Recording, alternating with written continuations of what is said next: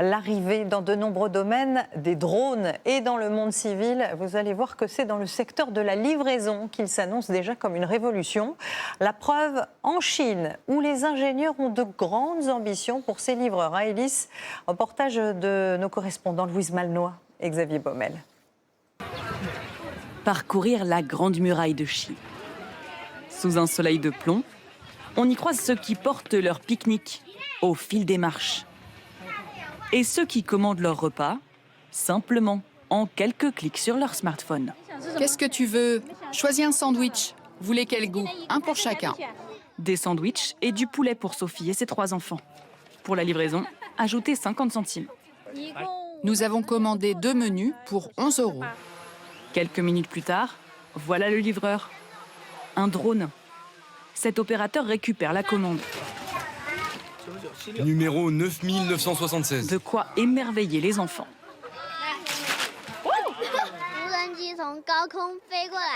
Le drone arrive depuis une grande altitude. Il atterrit lentement et il nous apporte la nourriture.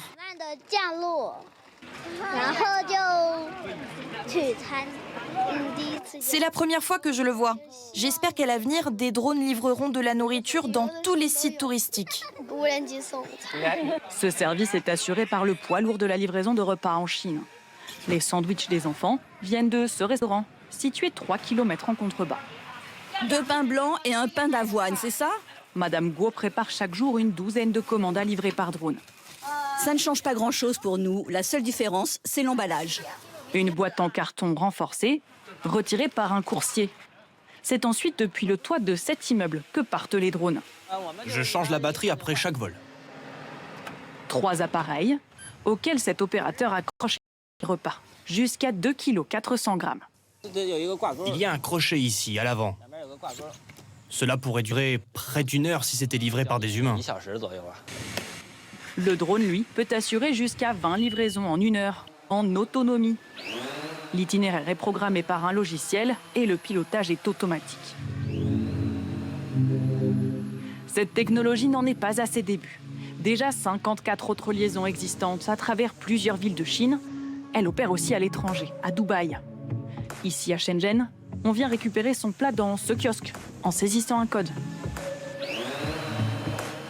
La Chine mise sur le développement de ce qu'elle appelle l'économie de basse altitude. Exploiter l'espace aérien sous 1000 mètres. Un marché estimé à 180 milliards d'euros cette année. La société Ehang s'en est fait une spécialité. Voici notre aéronef électrique à décollage vertical destiné au transport logistique. Il est équipé de 8 bras et 16 hélices. Ce drone peut transporter 250 kg.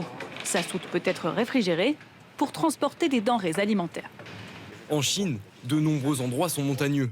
Et il est long de voyager entre 2 montagnes par la route, alors que de courts vols aériens permettent de gagner beaucoup de temps et de transporter facilement des matériaux vers les montagnes.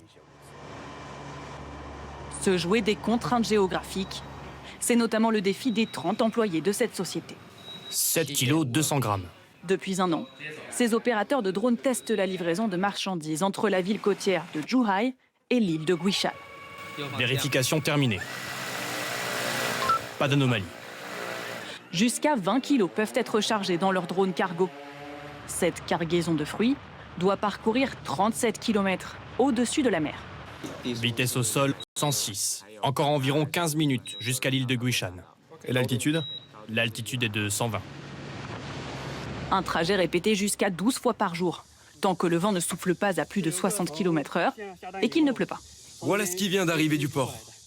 À Zhuhai, le transport maritime ne part que lorsque la capacité minimale est atteinte et il n'y a qu'un départ par jour. Il faut 4 heures à un bateau pour aller du point de départ jusqu'à l'île, alors qu'un drone peut s'y rendre en 20 ou 25 minutes. Un gain de temps précieux pour l'envoi de denrées périssables.